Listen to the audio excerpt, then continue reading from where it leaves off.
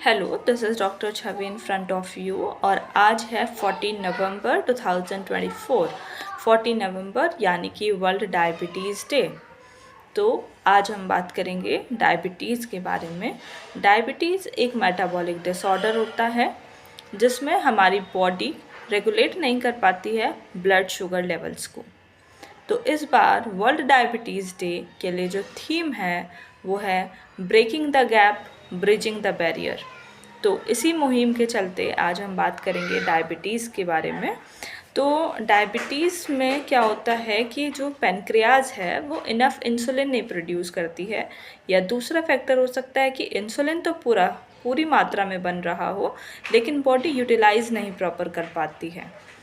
इसमें अगर हम बात करें वैल्यूज़ की तो ब्लड शुगर लेवल फास्टिंग में होता है 125 मिलीग्राम पर डेसीलीटर से अगर ज़्यादा होता है, और अगर वो हम बात करें पोस्ट प्रैंडियल यानी कि खाना खाने के बाद की sugar level greater than 250 milligram पर डेसीलीटर तक देखी जाती है। अब अगर हम बात करें कि ये दो टाइप की होती है, type 1 diabetes and type 2 diabetes.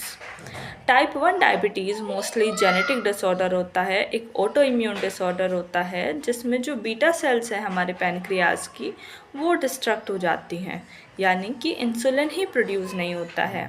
ये मोस्टली चिल्ड्रन में देखी जाती है। और टाइप 2 डायबिटीज़ मोस्टली जितने भी डायबिटीज़ के पेशेंट हैं उनमें 90 to 95% of the patient is suffering from type 2 diabetes. ये लाइफस्टाइल डिसऑर्डर होता है एंड दिस इज़ यहाँ पे स्ट्रेस बहुत इम्पॉर्टेंट रोल प्ले करता है।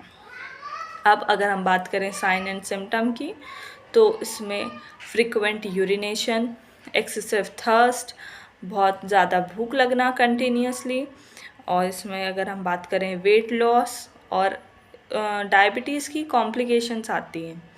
डायबिटीज़ जब regular blood sugar level body में कंटिन्यूसली बढ़ा रहता है तो वो दूसरे ऑर्गन्स को जाके इफ़ेक्ट करता है, जैसे कि हम कॉन्जेनाइटल हार्ट डिसीज़ देख सकते हैं, और उसके अलावा अगर यही ब्रेन सेल्स में होता है तो डायबिटिक न्यूरोपैथी, किडनी में है डायबिटिक नेफ्रोपैथी, और आँखों में है डायबिटिक रेटिनोपैथी, एक्सट्रीमिटीज़ पर ये प्रॉब्लम जाती है तो हम डायबिटिक फूट अल्सर्स की इस कॉम्प्लिकेशंस मोस्ट कॉमनली देखी जाती हैं।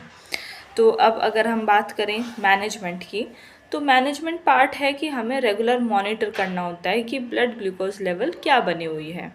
दूसरा, बीपी मेंटेन होना चाहिए। थर्ड, इसमें nutrition therapy, exercise, psychological therapy. अगर हम न्यूट्रिशन थेरेपी की बात करें तो जो खाने में लो ग्लाइसेमिक इंडेक्स देखी जाती है यानी कि कार्ब्स लेवल कम होता है, हम वही प्रेफर करते हैं डायबिटीज़ के केस में। तो इसमें आता है हमारे पास ब्राउन राइस, यानी कि नॉर्मल वाइट राइस से हटके ब्राउन राइस, तो उसमें कार्ब्स लेवल थोड़ा कम रहता है।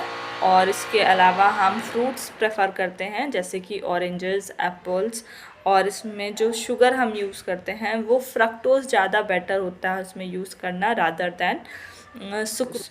इसके अलावा सोयाबीन हो गया, low fat protein diet, and इसमें जो हम एक्सरसाइज बताते हैं, सुबह मॉर्निंग वॉक होती है तो वो ब्रिस्क वॉकिंग होती है, यानी कि तेज़ चाल में चलना होता है रादर दैन कि दौड़ना या फिर धीरे धीरे चलना।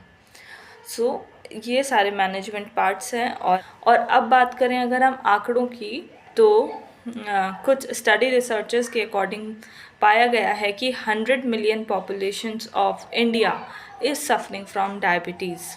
सो आप देख सकते हैं कि ये कितना बड़ा आंकड़ा है कि जिसकी वजह से ये मुहिम चलानी पड़ रही है वर्ल्ड डायबिटीज़ डे, और इतनी अवेयरनेस सभी के बीच में करने के लिए जोर दिया जा रहा है।